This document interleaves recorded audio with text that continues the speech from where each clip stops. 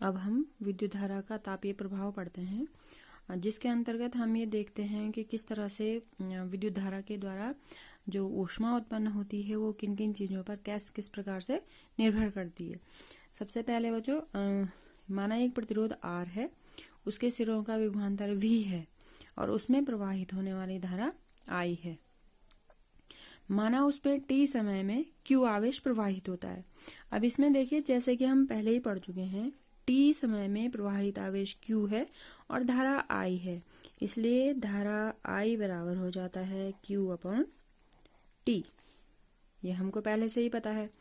अब यहाँ पर हम देखते हैं, धारा ऊष्मीय प्रभाव उत्पन्न करती है। विद्युत धारा एक प्रकार की ऊर्जा है। तापीय प्रभाव यानी ऊष्मीय ऊर्जा, एक ऊर्जा दूसरी ऊर्जा में रूपांतरित हो रही है।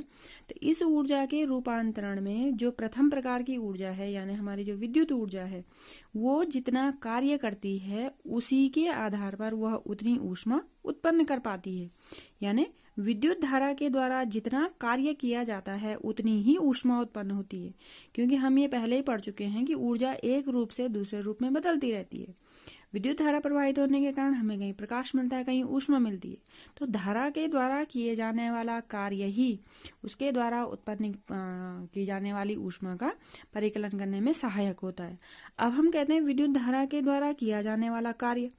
अब आपको ध्यान होगा बच्चों, हमने पढ़ा था किसी भी चालक का विभवांतर V बराबर होता है W/Q।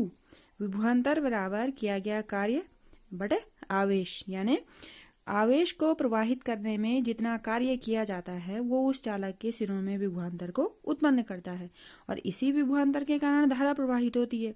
अब इस समीकरण के आधार पर, इसको माना हम पहला समीकरण नाम देते हैं, इस दूसरे समीकरण के आधार पर हम उस विद्युत धारा जो I है, जिसका मान हमने दिया है, उसके द्वारा किए गए कार्य का मान निकालते हैं। W बराबर हो जाता है V/Q।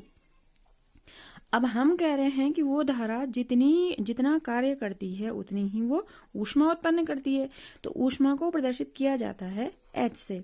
H बराबर हो जाएगा हमारा V/Q, यानी किसी विद्युत धारा I के द्वारा उत्पन्न की गई ऊष्मा बराबर उस चालक के सिरों का विभवांतर गुणा उसमें प्रवाहित आवेश।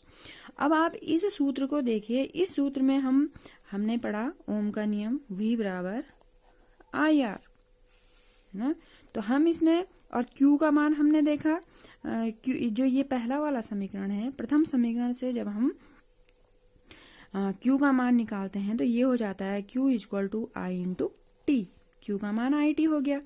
आप यहाँ से Q का मान और यहाँ से V का मान हम इस समीकरण में रखते हैं जो हमको प्राप्त हुआ है। इसमें हमारा आ जाता है, V की जगह पे हमने रखा IR और Q की जगह पे हमने रख दिया IT। ठीक है। अब इस समीकरण को देखिए, आपको ये मिल जाएगा I/I, ये हो जाएगा हमारा I² RT, यानी उस धारा के द्वारा उत्पन्न होने वाली ऊष्मा H बराबर हो गई हमारी I² RT। I आपको पता है प्रवाहित धारा, R उस चालक का प्रतिरोध और T जितने समय में वो आवेश उसमें प्रवाहित होता है।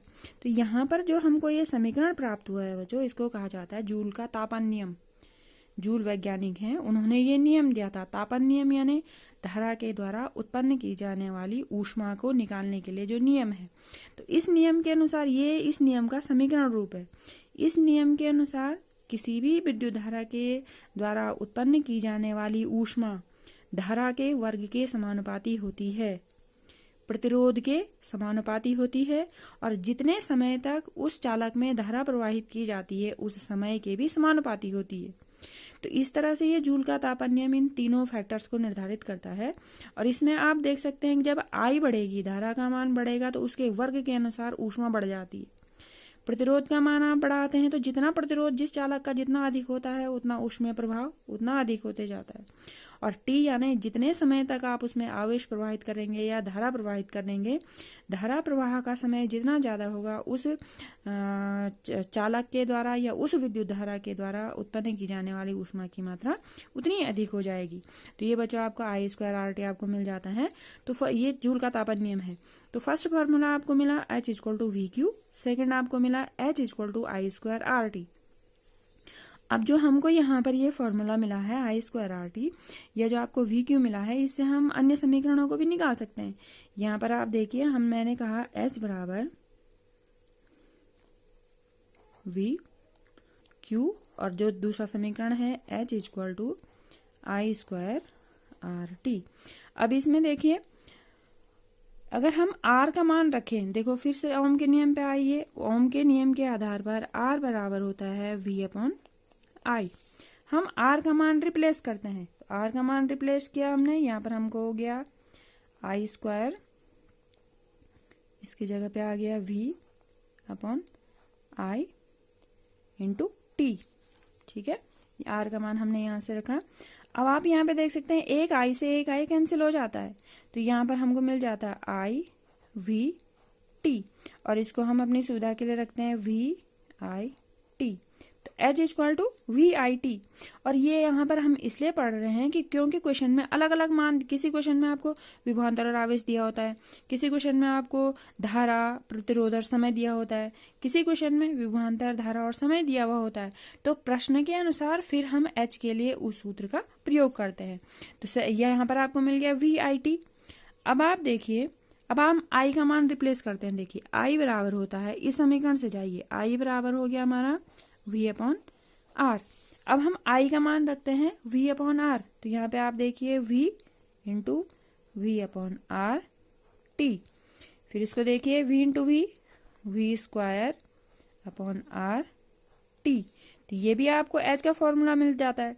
तो इन सारे सूत्रों का प्रयोग हम प्रश्न में दी गई शर्तों के आधार पर करते हैं। अब ये तो हमने निकाल दिया बच्चों उस धारा के द्वारा उत्पन्न होने वाली ऊष्मीय ऊर्जा। अब हम आते हैं उस परिपथ की शक्ति, या उस जो इलेक्ट्रिक इक्विपमेंट है या जो विद्युत उपकरण है उसकी शक्ति, उसकी कितनी पावर है। क्योंकि हम किसी भी विद्युत उपकरण को जब हम खरीदते हैं तो उसकी विद्युत शक्ति के आधार पर ही हम उसका प्रयोग करते हैं। अब आप यहाँ फिर से यहाँ वापस जाइए। जब हमने, आपको याद होगा, हमने जब कार्य पढ़ा था और शक्ति पढ़ा था, तो कार्य और शक्ति में जो संबंध था, शक्ति को प्रदर्शित किया जाता है P से, और शक्ति बराबर होता है कार्य/समय। कार्य करने की दर को, यानी समय के सापेक्ष जो कार्य करता है, उसे उस उपकरण की, उस व्यक्ति की, उस मशीन की शक्ति कहा जाता है।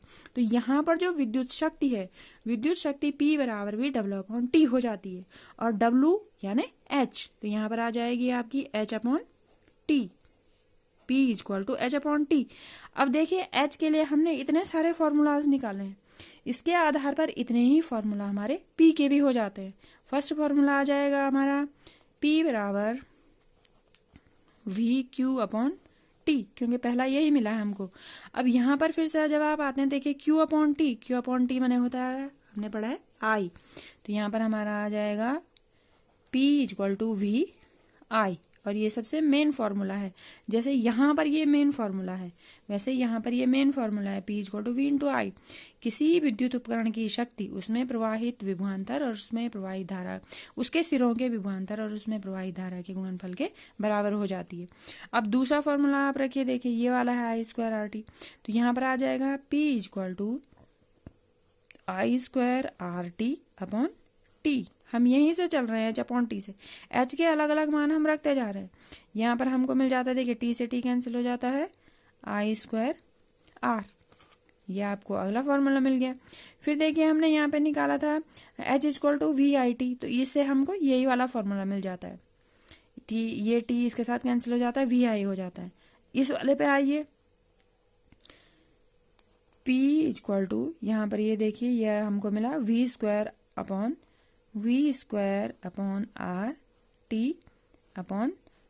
तो ये T कैंसिल हो जाता है, यहाँ पे हमको मिल जाता है V²/R।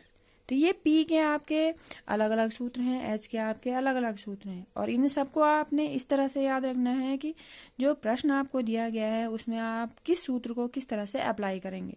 मुख्य सूत्रों को आप याद रखिए, ये जूल का तापन नियम है, P = V/I है, और मात्रक भी जो आप समझ गए होंगे, क्योंकि W का मात्रक आपका जूल होता है, तो हीट भी आपकी जूल में आती है। ऊर्जा, किसी भी प्रकार की जो ऊर्जा होती है उसका मात्रक जूल हो जाता है, ऊर्जा का मात्रक जूल हो गया। यहाँ पर हमने निकाला P = W/T, यानी जूल पर सेकेंड, है ना, जिसको हम वाट भी कहते हैं। तो P यानी जो आपकी विद्युत शक्ति है उसका मात्रक आ जाता है जूल प्रति सेकंड किसी भी सूत्र से, और जूल प्रति सेकंड को वाट कहा जाता है। तो आपने देखा होगा जब भी आप कोई विद्युत उपकरण खरीदते हैं, देखिए उस पर उसकी शक्ति लिखी होती है। बल्ब खरीदते हैं 3 वाट का, 5 वाट का, 10 वाट का। आप हीटर खरीदते हैं 1000 वाट का, 1500 वाट का, ठीक है ना। तो वो जो वाट लिखा हुआ है वो उसकी शक्ति को निर्धारित करता है। और इस तरह से हम विद्युत धारा के तापीय प्रभाव के समीकरण रूप को देख सकते हैं।